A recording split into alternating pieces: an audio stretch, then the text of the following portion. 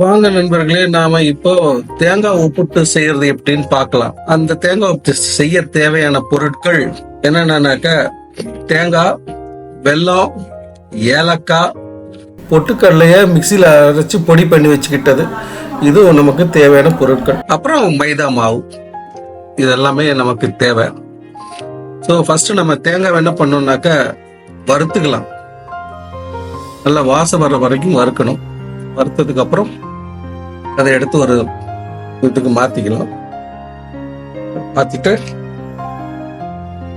ஏன்னா நிறைய போட்ட தேங்காய், அதான் வேற ஒன்றும் இல்லை, நிறைய போட்டனாலதான் அப்படி செதறிடுச்சு. சூடா இருக்குல்ல,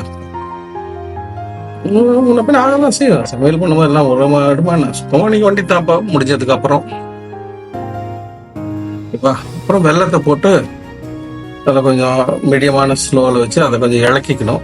இளக்குனதுக்கு அப்புறம் ஆமா அம்மாவை கூப்பிடுறாங்க என் பொண்ணு.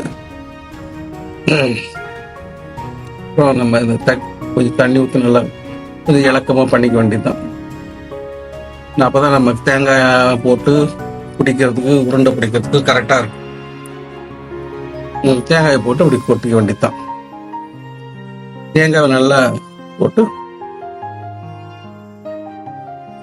கிளறி ஒரு சூட்ல அப்படி கிளறிக்க வேண்டியதுதான். அப்புறம் ஏலக்காய் நம்ம போட்டு கிளறி நல்லா சூட்ல அப்படியே பண்ணிட்டு தான் அப்படியே நல்லா ஒரு உருண்டை பிடிக்கிறதுக்கு ஈஸியா இருக்கும். பார்த்துக்கணும், ரொம்ப சுண்டை விட்டாக்க நல்லா இருக்காது. இந்த நம்ம பொடி பண்ணி வச்சோம் இல்லையா பொட்டுக்கடலை, அதை இதுல சேர்த்து கிளற வேண்டியதுதான். நல்லா கிளறி இறக்கிட்டு அதுக்கு தேவையான அளவுக்கு நெய், அவங்க விருப்பம், நெய் எவ்வளோ போடணுமோ அதை போட்டுக்க வேண்டியதான். நெய்யை போட்டால் நல்லாயிருக்கும் வாசம். ஸோ அதனால் நெய்யை போட்டு கிளறிக்க வேண்டியதுதான். கிளறி அப்படியே வச்சிட்டிங்கனாக்கா போதும். அப்புறம் மைதா மாவு எதுக்குனாக்கா அதை உப்புட்டுக்கு தேவையான அளவுக்கு மைதா மாவு போட்டு தண்ணி விட்டு பிசைஞ்சு, உப்பு போடுறதுனாலும் போட்டுக்கலாம், வேண்டானாலும் விட்டுக்கலாம், அது அவங்கவுங்க விருப்பம். மஞ்சத்தூள் கொஞ்சம் சேர்த்துக்கோங்க. மஞ்சத்தூள் சேர்த்துட்டு அது நல்லா ஒரு தண்ணி விட்டு பிசைஞ்சு கொஞ்சம் நல்லா இலக்கமாக பிசைஞ்சு வச்சுக்கோங்க. மைதா மாவில் அந்த உருண்டை கட்டி நல்லா பிசைஞ்சு, ஏன்னா அப்போ தான் உங்களுக்கு ஸ்ப்ரெட் பண்ணுறதுக்கு ஈஸியாக இருக்கும். ரொம்ப கட்டியாக பிசைஞ்சிட்டிங்கனாக்கா அந்த ஃப்ரீயாக வராது அது. ஸோ அதனால் உங்களுக்கு தேவையான அளவு இலக்கமாக பிசைஞ்சு வச்சுக்கிட்டிங்கன்னா நல்லாயிருக்கும். அந்த தேவையான எந்த சைஸ் உருண்டை வேணுமோ அந்த பூரணத்தை வச்சு நல்லா ரவுண்ட் போட்டு பிடிச்சி நல்லா உருட்டி வச்சுக்க வேண்டியதான்.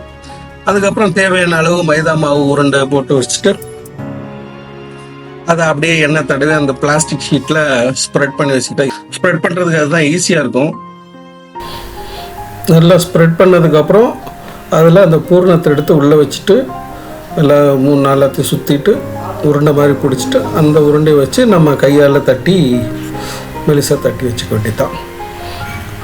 இது ஒரு மெத்தடு. இல்லைனாக்கா நம்மளுக்கு ஈஸியாக வேணும்னாக்கா அந்த பூரணத்தெல்லாம் உள்ளே வச்சதுக்கப்புறம் மேலே ஒரு அந்த பிளாஸ்டிக் வர வச்சு மூடிட்டு அதில் தட்டை வச்சு அமுத்துனாக்கா நல்லா ரவுண்டாக வந்துடும். அது கொஞ்சம் சிம்பிளாக இருக்கும், ஈஸியாக இருக்கும். ஸோ அதை மாதிரி பண்ணிக்கிட்டு அதை எடுத்து அப்படியே நம்ம தவால போட்டு சுட்டு சப்பாத்தி மாதிரி சுட்டு 2 பக்கம் போட்டு எடுக்க வேண்டியதுதான். எண்ணெய் ஊற்றிக்கோங்க, நல்லாயிருக்கும், டேஸ்ட்டாக இருக்கும். தவால போட்டு தோசை மாதிரி சப்பாத்தி மாதிரி சுட்டு பொறிக்க வேண்டியதுதான். எந்த அளவுக்கு தேவையோ அந்த அளவுக்கு நம்ம எடுத்துக்கொண்டு தான். டேஸ்ட் நல்லா இருக்கும். தேங்காய் உப்புட்டு, எல்லாரும் கடலைப்பருப்பு உப்புட்டு செய்வாங்க, இது தேங்காய் உப்புட்டு. பாருங்க, சுவையா இருக்கும், டேஸ்டா இருக்கும். நீங்களும் இதே மாதிரி செஞ்சு சாப்பிட்டு பார்த்துட்டு சொல்லுங்க. சாப்பிட்டு பார்த்துட்டு நல்லா இருக்குன்னு சொல்லிக்கிறாங்க, நீங்களும் செஞ்சு சாப்பிடுங்க.